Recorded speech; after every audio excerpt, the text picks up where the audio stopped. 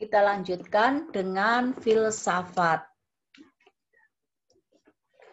Menurut Plato, filsafat adalah pengetahuan tentang segala yang ada atau ilmu pengetahuan yang berminat untuk mencapai kebenaran yang asli. Secara umum, filsafat merupakan ilmu yang berusaha menyelidiki hakikat sesuatu untuk memperoleh kebenaran. Jadi, filsafat ini berpikir yang mendalam sehingga akan dihasilkan suatu kebenaran. Kemudian kalau kita implementasikan ke filsafat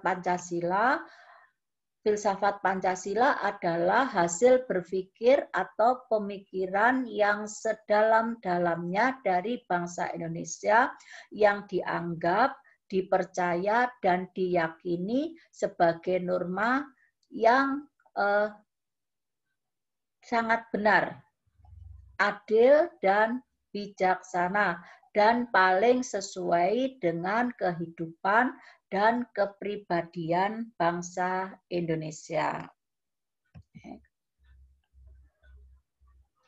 Pancasila dikatakan sebagai filsafat karena Pancasila merupakan hasil perenungan jiwa yang mendalam yang dilakukan oleh The Founding Father Indonesia. Jadi Pancasila ini merupakan pemikiran yang sangat benar yang bisa diterapkan atau sesuai dengan kepribadian bangsa Indonesia. Filsafat Pancasila digolongkan sebagai filsafat praktis karena tidak hanya mengandung pemikiran yang sedalam-dalamnya, tidak hanya bersifat abstrak dalam pemikiran saja, akan tetapi hasil dari pemikirannya dipergunakan sebagai pedoman kehidupan sehari-hari.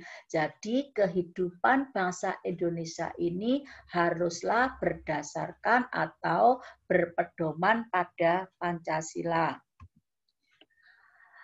Hakikat sila-sila Pancasila. Kata hakikat mengandung arti segala sesuatu yang mengandung kesatuan mutlak dari unsur-unsur yang menyusun atau membentuknya. Suatu contoh hakikat air. Air ini tersusun mutlak dari hidrogen dan oksigen. Ya. Kebersatuan kedua unsur tersebut bersifat mutlak untuk mewujudkan air. Ya, jadi air terbentuk dari hidrogen dan oksigen itu mutlak. Seandainya tidak salah satu unsur, misalkan oksigen tidak ada, maka tidak ada yang namanya air.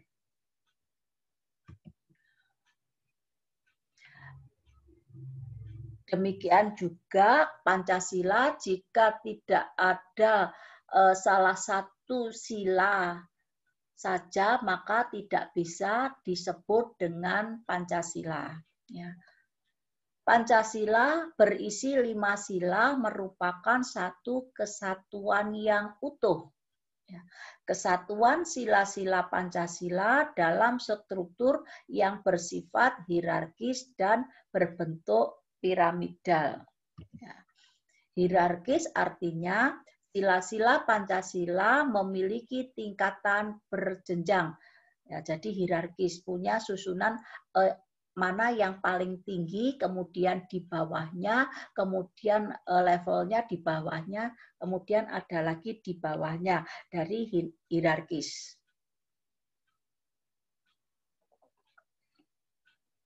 Hierarkis artinya sila Pancasila memiliki tingkatan berjenjang, yaitu sila yang ada di atas menjadi landasan sila yang ada di bawahnya. Jadi sila pertama melandasi sila kedua, Sila kedua melandasi sila ketiga melandasi sila keempat, dan sila keempat melandasi sila kelima. Kemudian susunan hierarkis piramidal, ya.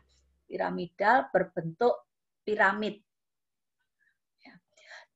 Sila ketuhanan yang Maha Esa menjadi basis kemanusiaan, persatuan Indonesia, kerakyatan, dan keadilan sosial. Sebaliknya, ketuhanan yang Maha Esa adalah ketuhanan yang berkemanusiaan, yang membangun persatuan Indonesia, yang berkerakyatan dan keadilan sosial.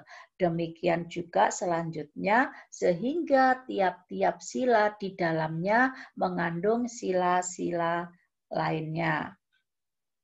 Jadi saling melengkapi.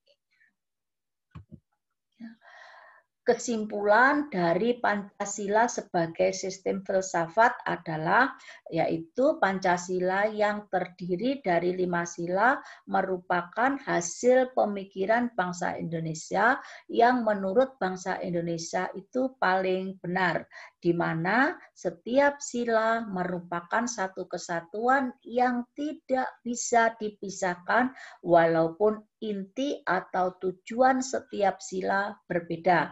Dan keseluruhan sila mempunyai satu tujuan, yaitu mencapai bangsa Indonesia yang adil dan makmur berdasarkan Pancasila.